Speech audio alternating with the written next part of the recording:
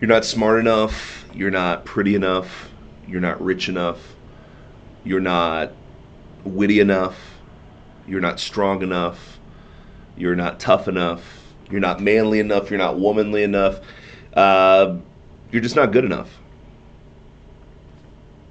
At some point in leadership, we have to understand that these assumptions that we're not good enough, that we're not up to par with what other people think about us, is complete fallacy.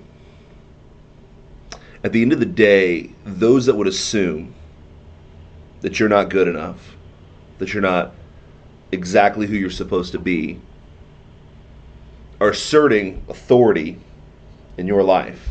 And unfortunately, in our culture, we've allowed that to happen through our media, through TV, through radio, through anything that we're comparing ourselves to, social media, the internet, all of these things.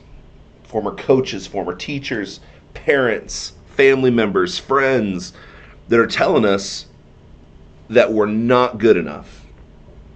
And we never will be.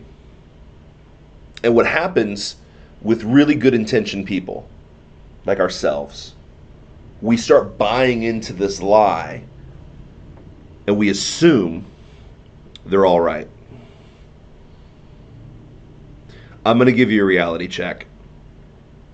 When I was 18 years old, I had to go to remedial English class, remedial English, where they told me I had a teacher who looked like a guy who looked like the orc from the Lord of the Rings saga. Just one of those evil guys, snarling, kind of came at me.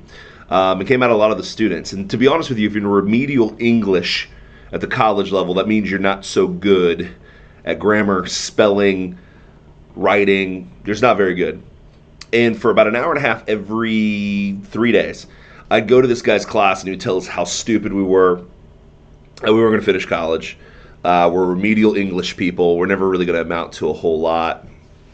And I remember feeling like that. I was like, man, I don't know if I'm going to be good enough for school. I don't know if I'm going to be good enough to be successful in life because this remedial English teacher believes that about me. And I'll be honest with you, it kind of put me in a position. And it wasn't just that, but it was many other factors in my life that led me down to a path of drinking way too much, sex, drugs, rock and roll, and all these things that really made me make really bad decisions as a freshman in college. And I really beat myself up. And then it wasn't the things from the outside telling me how bad I was, it was the internal telling me, Ray, you're not good enough. You're not holy enough. You're a waste of talent. You're not smart enough. You're never going to be what you say you're going to be. And it took a influence from really important people in my life to kind of snap me back into reality to say, hey, Ray, all of this stuff that people are saying on the external, all the things that people are saying on the inside, you're assuming those things are correct.